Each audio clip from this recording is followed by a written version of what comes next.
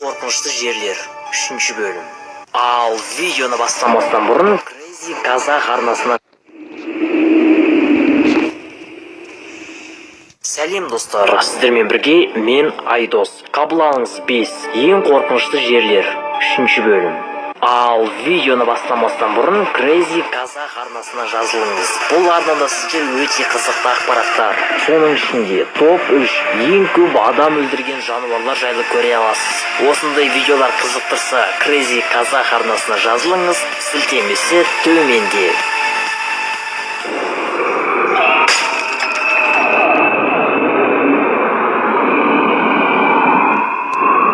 Чаучилла моласы, Перу. Чаучилла моласы Перу аралындағы Наска шөлінде орналасқан. Мола 20 ғасырда табылған. Зерттеушілердің айтуынша, молада 700 жылдай өмір сүрген адамның сүйегі табылған. Чаучилланың басқа жерлерден айырмашылығы ерекше әдіспен жерлейді. Барлық денені қатырып тастайды. Және денелер шөл климатына байланысты жақсы сақталады. Актун Туничиль Мукналь үңгірі. Актун Мукналь Сан-Игнасия қаласынан алыс емес жерде орналасқан үңгір. Үңгір майя өркениетінің археологиялық ескерткіші болып табылады. Үңгірде қаңқалар, қыш және тас құралдары көп кездеседі. Адам қаңқаларының ең көп кездесетіні ол кристалды қыздың қаңқасы. Және үңгірде Кахаль печ сияқты майя ескерткіштері орналасқан. Тафет қорығы, Тунис. Карфаген дініндегі ең қайғылы жағдайдың бірі омыраудағы нәрестелерді құрбандыққа шалу болған. Құрбандық шалу кезінде жылауға тыйым салынған. Өйткені әрбір аққан жас нәрестеге ауыр болады. 1921 жылы археологтар құрбандыққа шалынған нәрестелердің қаңқалары жатқан жерді тауып алған. Ол жерді Тафет деп атаған. Лип қамалы, Ирландия.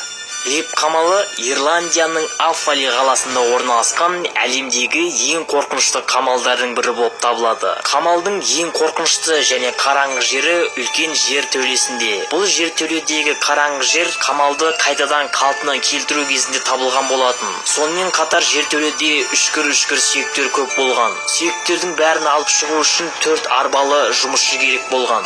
Жергілікті тұрғындар қамалдың қараңғы жерінде қайтыс болған адамдардың елестері бар айтады.